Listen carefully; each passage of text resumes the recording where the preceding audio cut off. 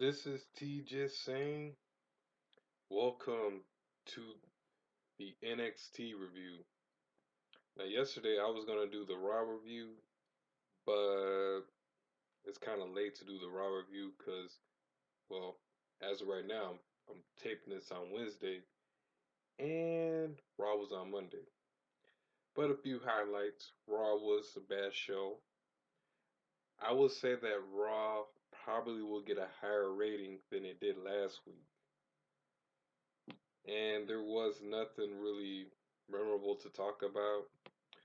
Uh, WWE had a new commentary guy, Jimmy Smith. Not bad, better than Byron Saxton. So far so good.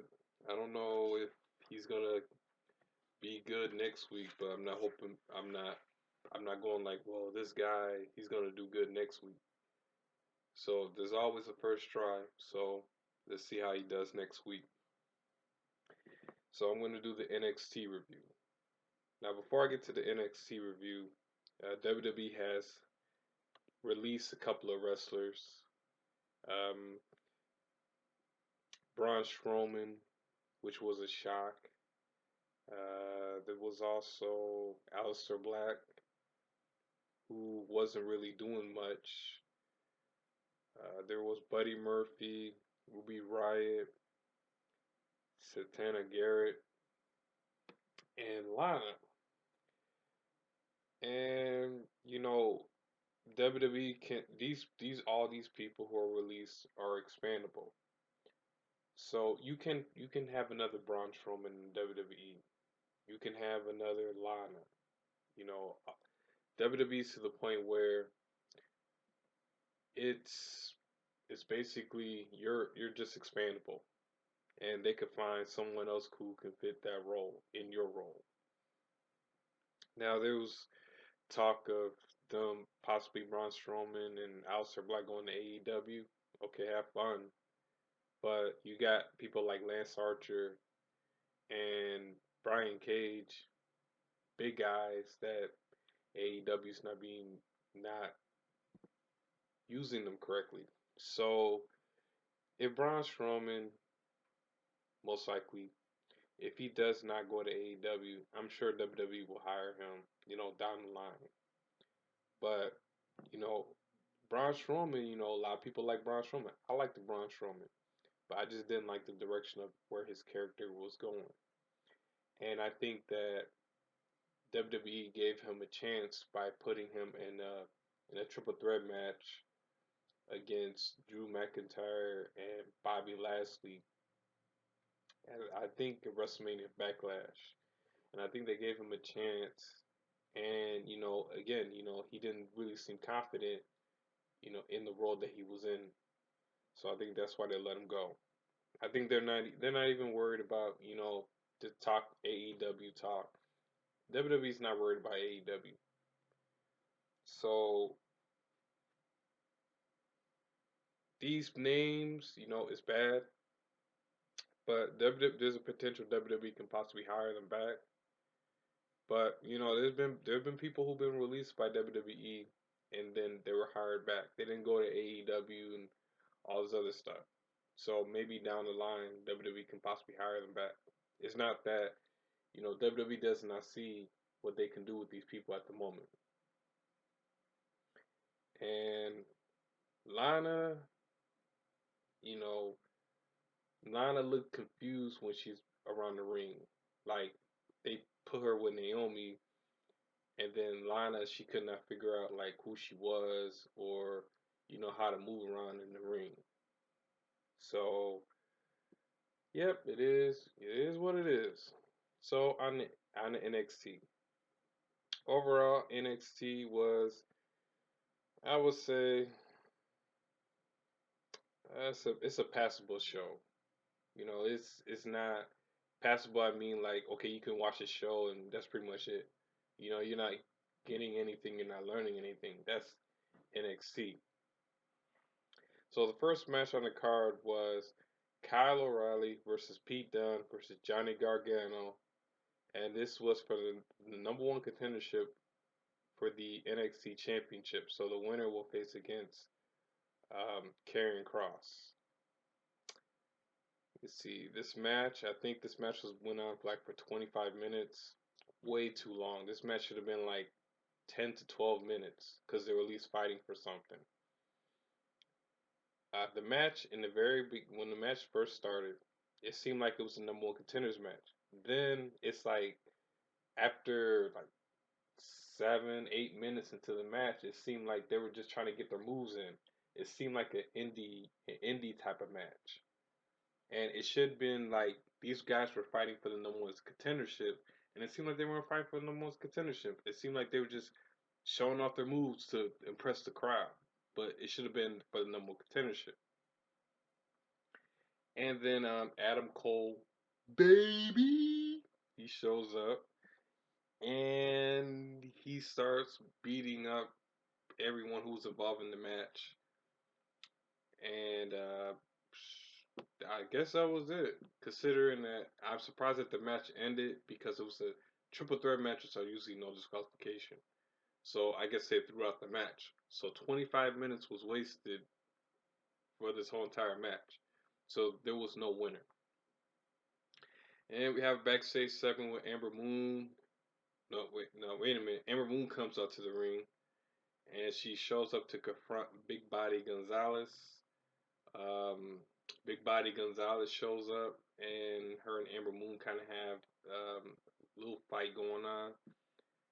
The security pulled back Big Body Gonzalez, and then Dakota, I will take the pin. Kai shows up and she to beat up Moon, and that was pretty much it. There was a segment with Elgato El Fast and Furious, and we're talking about the title match for the main event for the tag team titles on NXT. And then we had a mini segment with Hit Row and Drake Maverick. Drake had me laughing. Drake said that Isaiah Swerve Scott he needs a dentist, so that kind of made me laugh a little bit. Um, so I think at the end of the day, it was supposed to set up a match between Drake Maverick and Killian Dane, who was also there, versus Dollar Money, whatever his name is. He should really pick a different name. And then the other guy, Adonis. So I'm assuming that's supposed to form a tag team match. So we might get it next week on NXT. And we have the next match between LA Knight and Jake versus Jake Atlas. Uh, the winner of the match should have been the LA Knight because they're building up LA Knight, and plus LA Knight has a character to him. Jake Atlas didn't even get it. He didn't even get an entrance. You know, it was like LA Knight showed up. You know, his entrance and everything, and then they came back to whatever was going on, and then Jake Atlas was in the ring. So he got the jobber entrance. So basically, the jobber beats a character. And he also did the same thing to Cameron Grimes. I don't know. This is poor booking by NXT. I see nothing in Jake Atlas. Jake Atlas is generic. There's no character to him, and they should not be giving wins. They should not be giving titles to people who don't have character, because the character keeps the fan coming back. Like I ain't seen nobody coming in to see Jake Atlas. Like what? And you know, like I said, and this match went on for too long. It was too long. It went through a commercial break, and it involved Ted DiBiase and Cameron Grimes. So I'm just really not interested in whatever's going on with this now. Then we had a promo by Adam Cole. I would say it was a good promo by Adam Cole.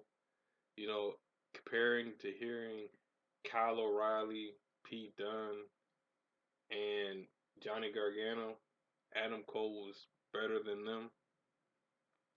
Then Karrion Kross showed up, and then they were kind of going back and forth with each other. Uh, it was fine. okay, as opposed to, what was also featured on this show. So at the end, um, man, Karrion Cross, he towers over everybody. Like you saw Karrion Cross, who looks like a champion, and you saw Adam Cole, baby.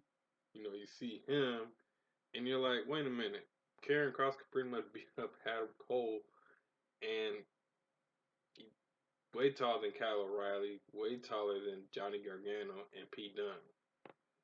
So this is kind of NXT way of showing that yeah, Karrion Cross is taller than everybody. So I don't know if this was supposed to happen, but when Adam Cole left the ring, he threw a water bottle and almost hit Scarlett. So whatever's going on, but at the end of the day, I wanted to see Adam Cole versus Karrion Cross. All these other people who's involved, there's gonna be a fatal five way, and I'd rather see Adam Cole and Karrion Cross. And we go backstage with Candice LeRae and Indy Hartwell.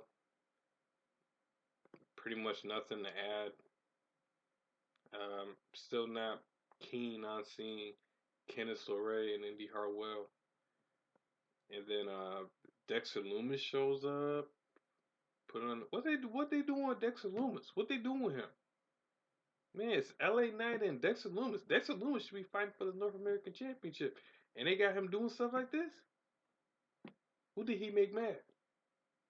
I mean, who is directing this show? Who's the booker of this show? Because you're doing a pretty bad job. AEW does a worse job than this, but they can do better with Dexter Loomis. You got a couple of fans out there. I'm one of his fans. You treat him a little better. Give him a North American title match. Then we had another match, Kushida versus Carmelo Hayes. And he's a new character in NXT. Well, he doesn't have a character, but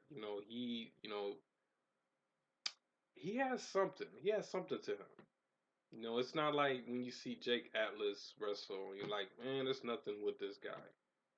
But there's something with this guy. It's like he can be managed by MVP or somebody. Like I think he needs a manager or he needs to be in a faction. But I think he could be pretty good. I think he should have been like the one in her business. Not Cedric Alexander, or maybe he could be like a protege to Shelton Benjamin or something. But he has something. The commentary team, they were praising him a lot, so I'm assuming you know maybe they had some high hopes in him. Like they said, he came from the same cloth as Sasha Banks and whoever was from Boston. You know, um, so I think they see something in him, and I see something in him too. Kushida gave him a good match. It was a pretty good match. Kushida won. It was a Cruiserweight Open Challenge, by the way. Then MSK cuts a promo. They were just talking about their tag team title match. And Frankie Monet shows up. I mean, Frankie Monet, she cuts a promo. It was fine. She won her first match. So this is what I want to see. I want to see her fight against Io Shirai. Because Io Shirai, she has like a higher name. This other person that Frankie Monet fought against, keep her on the show too, because she was pretty good looking. So Frankie Monet, I want to see Frankie Monet versus Io Shirai because out of all the people that Frankie Monet interacted, I'm like, wait a minute, she could do something with Io Shirai. So it's an idea. If anybody from NXT is listening, that'd be a good match to put on. Then we have Zoe Starks. This is the next match. And her teammate Zeta Reimer versus Candice LeRae and Indy Hartwell. Man, Starks, man, she got some bad music, man. What the heck is that? They might as well kept her generic music. And she got this music that don't make any sense. Man. So I just wasn't, again, you got Candice LeRae and Indy Hartwell. in a match. I wasn't really interested in the match. This is Ada Reimer. I think I think she got potential. And, I think she's very underrated in her matches. But, there's something to her. And I'm surprised that the commentary team didn't say anything when she did the Superman punch. So she did Superman punch. Ain't nobody in the commentary team said anything. Especially with Beth Phoenix. What the heck was she wearing? Did she steal that outfit from Seth Rollins or something? But anyway. So Candice LeRae, Indy Hartwell won, or whatever. And then we had a segment with Ember Moon. It was okay. It was simple and it got to the point. It was like, Dakota Kai, I'm gonna beat you up. You're gonna take the pin like you always do, and I'm gonna challenge Raquel Big Body Gonzalez to a women's title match. Got to the point, and that was it. Poppy returns, the singer, and we had our main event between Elgato El Fitness versus MSK. The match shouldn't have been the main event. It should have been like the first hour of the show. But it was not a bad match because these guys, they had chemistry. They had like kind of the same fighting style, and it kind of made the match work a little bit, and it made the match flow. There was run-ins by Grizzly Young veterans who was beat up by Tommaso Ciampa and Timothy Thatcher, and this made me realize that NXT has a lot of tag teams, and they should put some of the tag teams on the main roster because Raw and SmackDown really doesn't have like good tag teams, or they have people coming in together.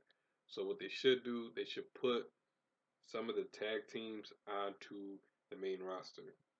Also, put Toni Storm on the main roster because apparently you still don't know what to do with her. Put Toni Storm on SmackDown. I'm hearing that there's an opening.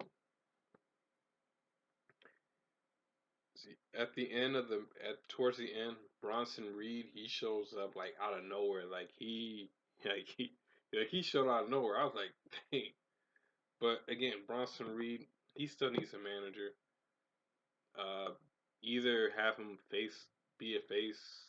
Knowing, I was thinking he should be a heel, but the problem with him being a heel is that there's so many heels on NXT, so he needs a manager to push him strong because he's in that territory where I know he's the colossal. He's supposed to be like this big guy that's supposed to beat up everybody, but I'm not really feeling that from him. So he needs a manager.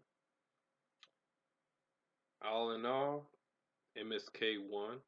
Right team that won.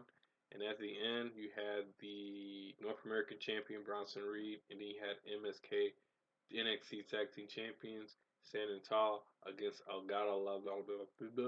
So I'm figuring that they're gonna have a match at Takeover. It's gonna probably be a 6-way. But if they want to really make it interesting, what they should do, they should have Bronson Reed attack MSK and give Elgato Mountain Dew Fanta the win. And Santos Escobar should be fighting against Rey Mysterio. So yeah. So NXT was not like anything special. It was just like a regular show. Wherever the ratings might be 700,000, or I know it's not gonna hit a million because this card, but I think they should have set it up a little bit better. And whoever's the booker, they need to book the match better. Like the one with LA Knight versus Jake Atlas. Like Jake Atlas has nothing to him, and he's getting wins on Cameron Grimes and LA Knight. Don't seem very good to me. So all in all, this is my review of NXT. So this is T just saying, see ya.